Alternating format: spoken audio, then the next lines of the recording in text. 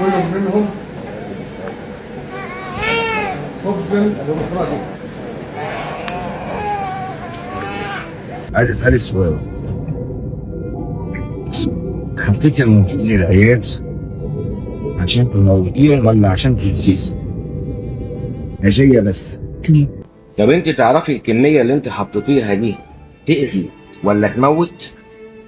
حطيته خلاص. اللي قدامك دي هاجر، اللي الغيرة خلتها تخلص على جوزها وعياله الستة في قرية دلجة بمركز دير مواس في المنيا. ويوم محاكمتها ظهرت وهي شايلة ابنها الرضيع اللي ولدته وهي في الحبس. وفي اللحظة الأولى هتحس إن هي شكلها غلبان جدا، وممكن كمان تصعب عليك وهي شايلة ابنها على إيديها. ووقت ظهورها في قاعة المحكمة، والد الأب اللي هي قتلت عياله الستة فضل يصرخ ويقول هي دي اللي قتلت أحفادي الستة منها لله. لكن هاجر حاولت تدافع عن نفسها وقالت أنا ما كنتش ناوية أقتلهم، لكني كنت عايزة أذيهم بس، وما كنتش عارفة إن الجرعة دي هتكون قاتلة. بس المحامي بتاع الضحايا رد عليها وقال إزاي انتي ما كنتيش ناوية تقتليهم وانتي أصلا جربتي السم ده قبل الجريمة؟ يعني انتي عارفة كويس انتي بتعملي ايه، وكنتي فعلا بتخططي لقتلهم. ايه اللي حصل بالتفصيل وليه هاجر عملت كده؟ ده اللي هنعرفه دلوقتي. مجرمة دي، حسبنا الله ونعم الوكيل في بدنها، وربنا يدينا حقنا والحكومة تدينا حقنا، حق السبعة الأطفال وأبوه. في قرية دلجة الصغيرة اللي في محافظة دير مواس بمحافظة المنيا، كان في راجل اسمه محمد أحمد عبد الكريم. ومحمد كان متجوز مرتين، الأولى اسمها أم هاشم، ودي عندها 6 أطفال، رحمة وريم و4 إخواتهم تانيين صبيان وبنات، وأعمارهم ما بين 3 ل 12 سنة. إلا إن محمد طلق أم هاشم دي قبل كده واتجوز واحدة تانية اسمها هاجر، اللي الناس في القرية بتعرفها باسم نعمة. هاجر خلفت من محمد طفلة رضيعة، بس محمد وقتها قرر إن هو يرجع تاني لأم هاشم، وعاش معاها ومع الأطفال في بيتها في دلجة. والرجوع ده بقى خلى هاجر تغير قوي وتحس إن مكانتها مهددة عنده، وخافت إن محمد يطلقها هي كمان ويسيبها لوحدها مع بنتها. فهاجر فكرت، ومن كتر غيرتها وخوفها قررت إنها تنتقم بطريقة بشعة. هاجر من غيرتها قررت إنها تقتل ال6 أطفال دول، فراحت علشان تشتري مبيد حشري من محل زراعي في القرية. إلا إن المبيد ده بيستخدم في الحقول علشان يقتل الحشرات، ومفيش أبدا مضاد سم ينفع معاه. وفي يوم هاجر كانت بتعجن عيش، وعجنت العيش بالمبيد ده وعملت رغيف كبير وبعتته لبيت أم هاشم. والكلام ده حصل يوم 11 يوليو 2025. والعيش ده كان نوع اسمه عيش شمس، وهاجر كانت عارفة إن العيلة دي بتحب تاكل العيش ده قوي. فبحسن لطافة منها عملت العيش ده وحطت فيه المبيد الحشري وبعتته للعيلة دي على أساس إن دي لفتة منها حلوة.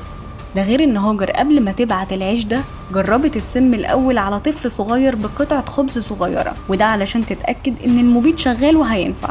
وبعدين بعتت الرغيف الكبير اللي مليان سم لأم هاشم. وفي نفس اليوم الأطفال أكلوا من العيش المسموم ده، والطفل الأول بدأ يحس بغثيان وقيء وسخونية شديدة جدا، وفورا نقلوه مستشفى دير مواس.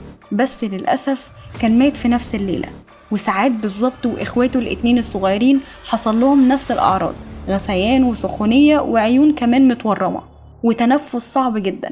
فأم هاشم جريت بيهم على طول على المستشفى، بس برضو للأسف ماتوا هما كمان في نفس اليوم. يعني في يوم واحد 3 أطفال من العيلة دي ماتوا. 12 يوليو الطفل الرابع اللي كان في العناية المركزة برضو مات بنفس الأعراض، لأن السم كان بياكل في أجسامهم من جوه. إلا إن الناس وقتها في القرية استغربوا وقالوا إن ده أكيد وباء منتشر، وكانوا خايفين جدا. ووزارة الصحة وقتها بعتت فريق متخصص يفحص القرية دي، وعملوا تحاليل للمية والتربة والناس.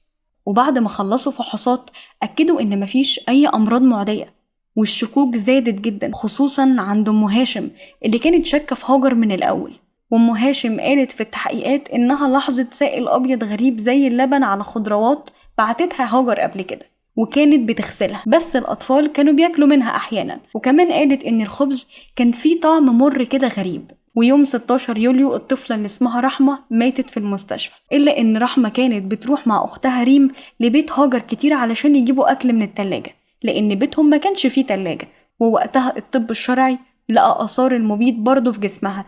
يعني يوم 26 يوليو الطفل السادس مات على طول. وبعد أيام الأب محمد نفسه بدأ يحس بنفس الأعراض، صداع وإرهاق وقيء، ومات برضه في المستشفى.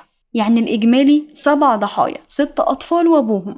ووقتها الشرطة بدأت في التحقيق الجنائي، واللواء مدير أمن المنيا شكل فريق تفتيش، ولقوا وقتها آثار المبيد ده في أدوات الطبخ عند هاجر وفي الخبز اللي كان متبقي. وبعد 51 يوم هاجر اعترفت إنها عجنت الخبز بالمبيد ده علشان تأذي أم هاشم والأطفال، لكن قالت أنا ما كنتش عايزة أقتلهم، أنا كنت عايزة أذيهم بس. والتحقيقات أثبتت إنها كانت عارفة إن المبيد ده قاتل، وإنها اشتريته من محل زراعي بعد ما سألت عنه كويس جدا. ويوم 15 سبتمبر 2025 بدأت محاكمة هاجر في جنايات المنيا، ووسط حراسة أمنية مشددة هاجر دخلت قاعة المحكمة وهي شايلة طفلتها الرضيع.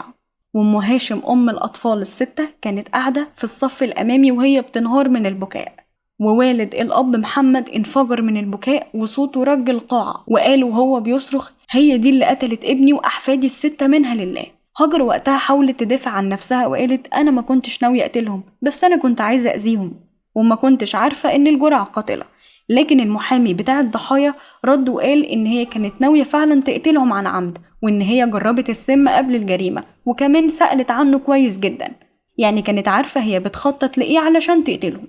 وعم الأطفال طالب بالإعدام، والنيابة وجهت لهاجر تهمة القتل العمد مع سبق الإصرار.